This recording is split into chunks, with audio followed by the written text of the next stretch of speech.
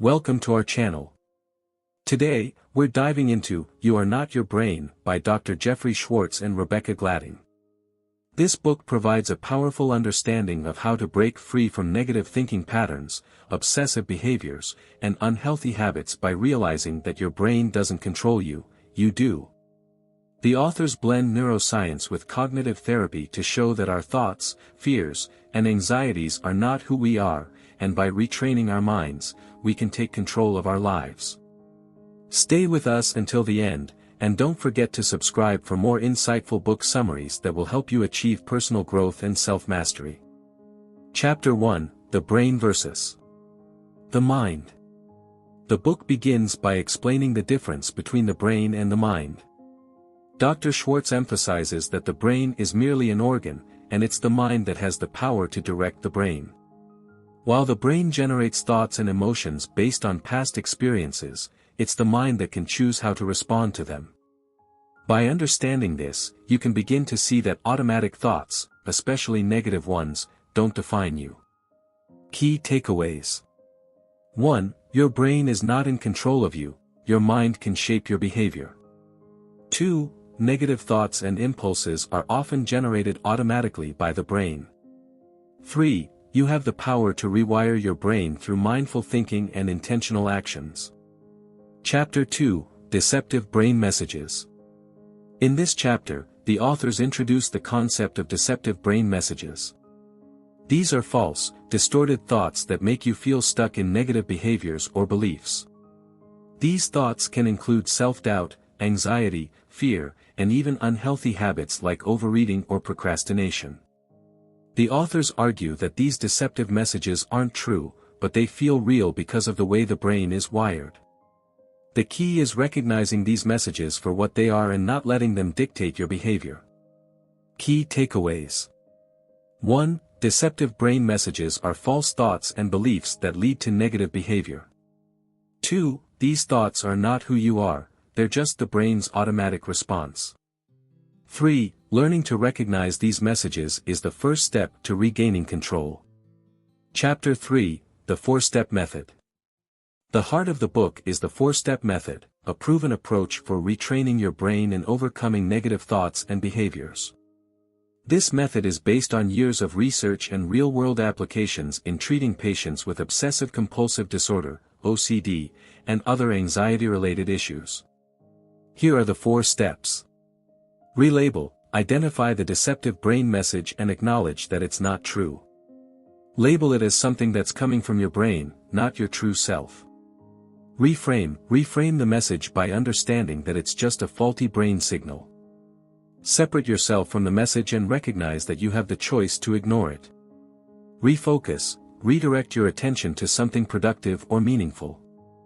Instead of dwelling on the negative thought, engage in a positive or neutral activity that will take your mind off it.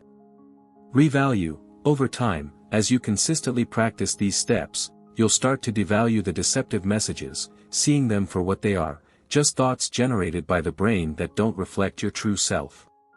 Key takeaways. 1. The 4-step method helps break the cycle of negative thoughts and behaviors. 2. By labeling, reframing, and refocusing, you can regain control over your mind. 3. Revaluing these thoughts helps weaken their hold on you over time. Chapter 4, The Power of Mindfulness.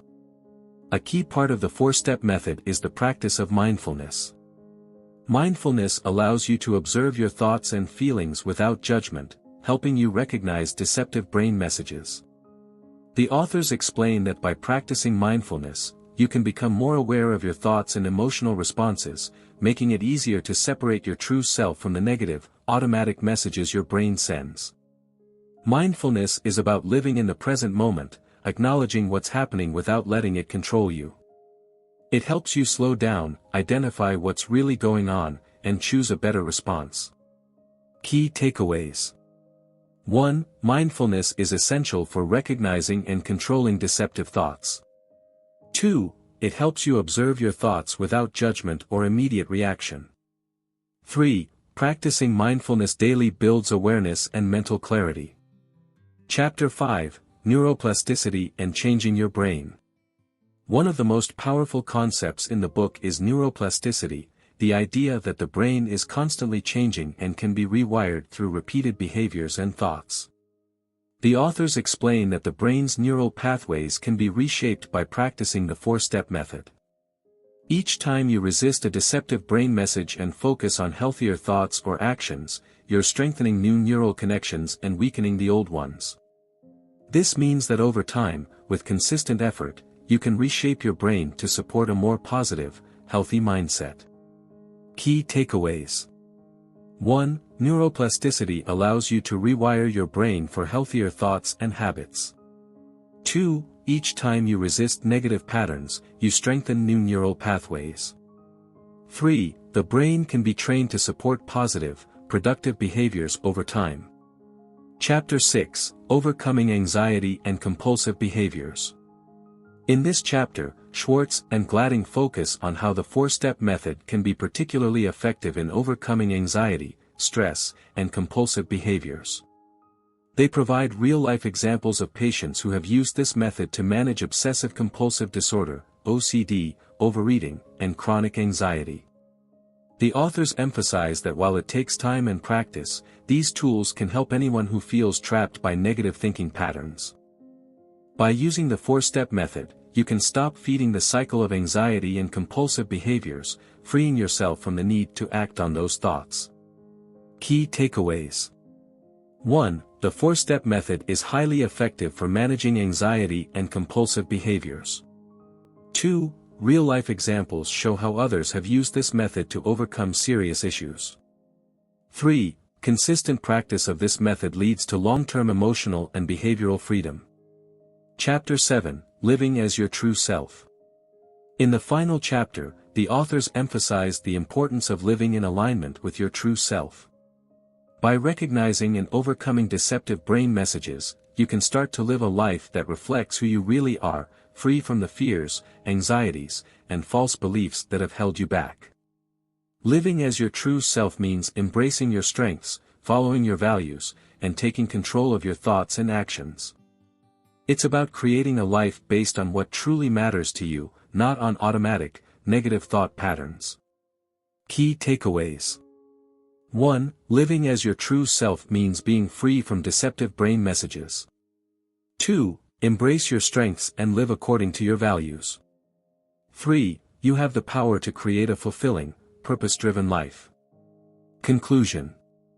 You Are Not Your Brain, by Jeffrey Schwartz and Rebecca Glading is an empowering book that teaches you how to separate yourself from the automatic negative thoughts generated by your brain. Through the four-step method and the practice of mindfulness, you can rewire your brain to break free from anxiety, compulsive behaviors, and limiting beliefs. Over time, you'll discover how to live as your true self, guided by your values and strengths rather than deceptive brain messages. If you found this summary helpful, make sure to subscribe to our channel for more insightful book summaries that help you grow, learn, and live your best life. See you in the next video.